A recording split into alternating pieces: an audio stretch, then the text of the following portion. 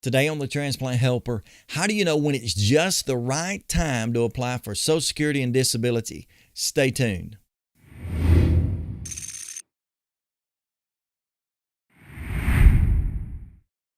Well, hey folks, I appreciate you joining me today on the Transplant Helper podcast / YouTube video series. My name is Jim Merle.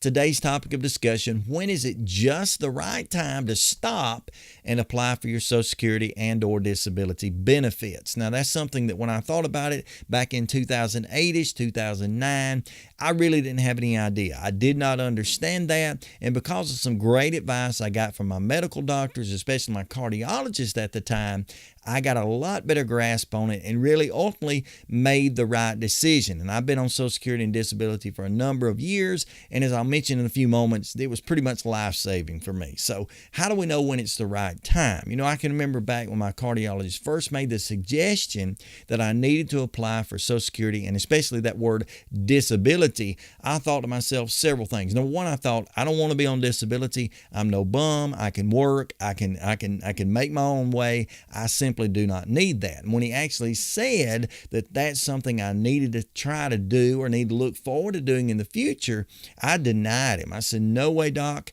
That's not what I need. I don't need to go on Social Security disability because I feel fine and I can still work. And at that time, I was still working a little bit.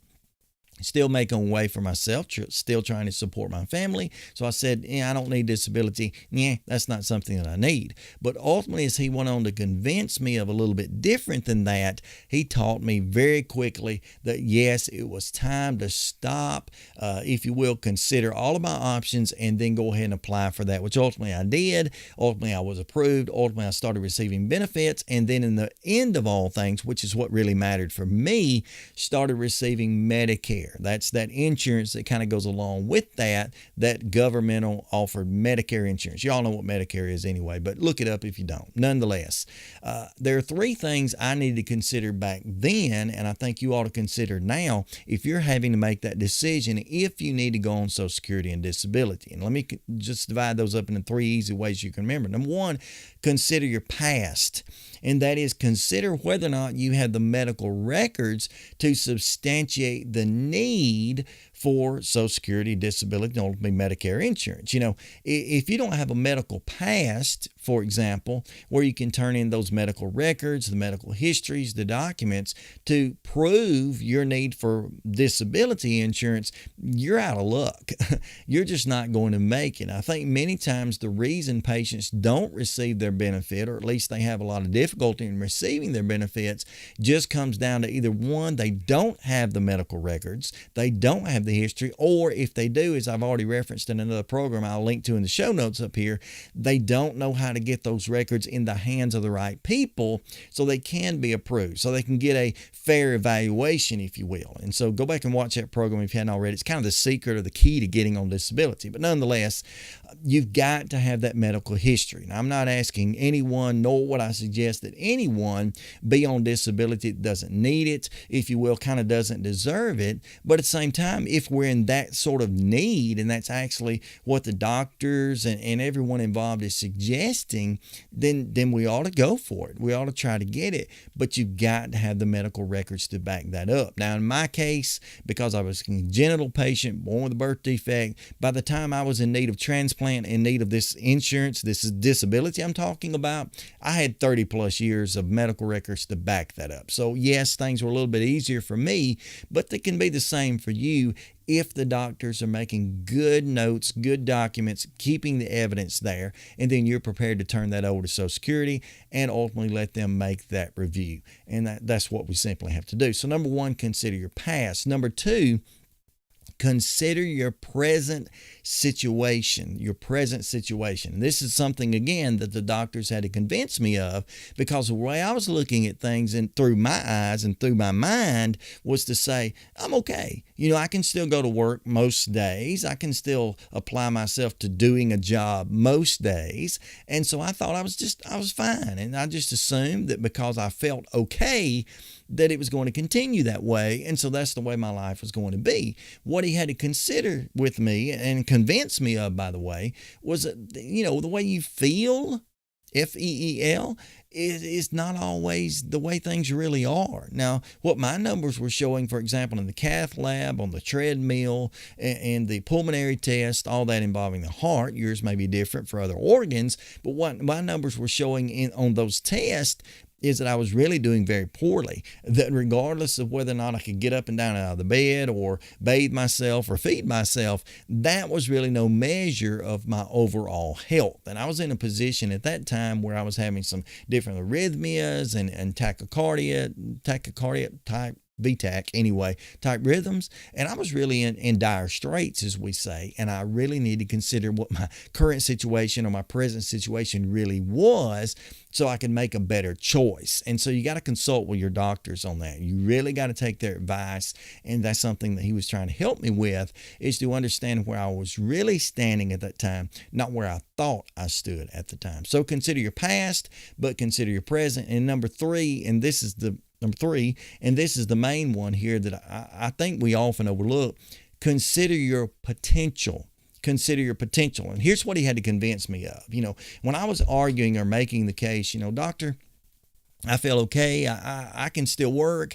I can still do my job or go to my job more times than not. He said, Jim, what you got to think about is not how you're doing right now today. You got to consider where you're going to be in a month or 3 months or 6 months, or for that matter, he was really looking out as far as 2 years. Where are you going to be in 2 years was really a marker he was giving for me, because what the doctors understood that I didn't know at the time is that once a person, if they're approved for Social Security and disability, and they're ultimately trying to get to, which is where I needed to be, was to get to that Medicare coverage that comes with that. You may not need that. You may have some private insurance through your workplace or through your spouse. I don't know how that works, but for me, I had to have at that time the Medicare coverage. Ultimately, he said, what you don't realize is once you're approved for Social Security and disability, even if you are, from the time that you're approved until you get that actual extra benefit of Medicare, that's a 24-month waiting period. Now, for renal patients, kidney patients, that's not the case. You can get on that pretty much instantaneously. You got to go through some red tape and jump through some hoops, but you can get that. But for everybody else, and I'm not saying that in a bad way, that's a good thing for you, but for everybody else, we have to wait 24 months, 2 years, to get that Medicare benefit or that added insurance tacked on there. So what he was trying to convince me of is you need to apply for disability now, today, in the hopes that in a few months you'll be approved. In a few more months your benefits will start, which would assist me financially, kind of keep my family eating and clothed and sheltered.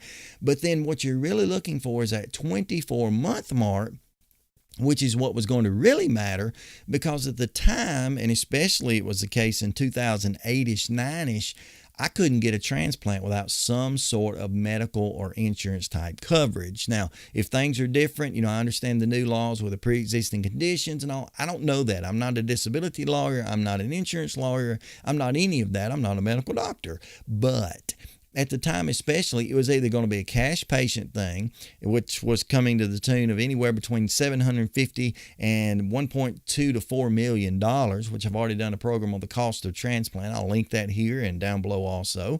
But it was either going to become a cash paying patient or have medical coverage to pay for that. And I couldn't get medical coverage any other way. I was being denied left and right for medical coverage. So it was saying apply today, get the disability benefit, and then ultimately try to reach the goal of making it or surviving 2 years to get the Medicare coverage. And I wasn't considering all of that. I wasn't taking all that into account. And he really kind of had to push me in a corner almost literally and get in my face, nose to nose with me, to convince me this matters now. Don't think about today. Don't think about the present. Think about the potential. Now, let me add another level to that before we move on to the end of this.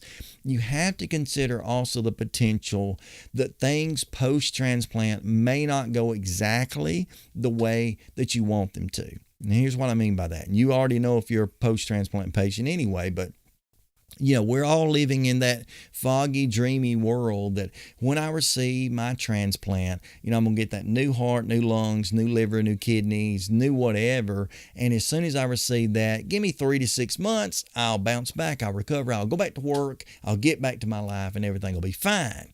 Well, I hope that's the case. And for some patients, that is.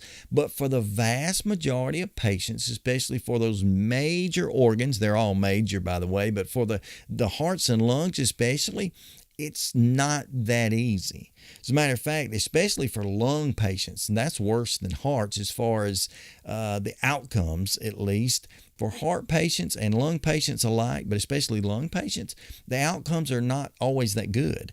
There are infections. There's different rejection levels. I've already had programs on rejection and infection both. I'll try to link to those also. But you have to consider, what if things don't go that great? What if I'm not able to get back to work? What if I'm not able to get back to work as quickly as I want to, or even stay employed? It's hard to keep up the schedule of the clinic visits and the constant biopsies and tests and battery of tests that are all going to come post-transplant. To deal with the medications management, I've already done programs on that. Just keep looking. You'll find them all. But it's hard to manage, hard to balance that.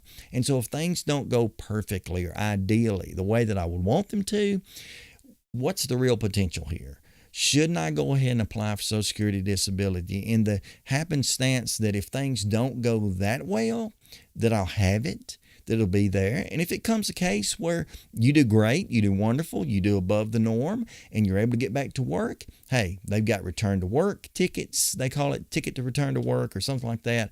You can apply for that, where they let you keep your disability benefits for a time while you go ahead and start some part-time employment, and they'll ultimately get all the way off of disability. If that's what you're able to do, go for it. Just consider it right now. Consider your past. Do you have the medical history to support the need? Consider your present. What's the real situation now? And consider your potential. That is, will you survive to see the end of those benefits if and when that occurs? And also that last level of that potential there was, what if things don't go as well? Not trying to be negative, but just looking at these things through honest eyes. I hope this program's helped you in some way. If it has, be sure to like, subscribe, share, and I'd love for you to comment below. Are you on Social Security disability? If so, how long did it take to get it? How did you go about getting it? When did you apply for it? I don't know what that would be for you. We'll probably talk about this subject on another day because it's so important. But until next time, stay stronger, friends.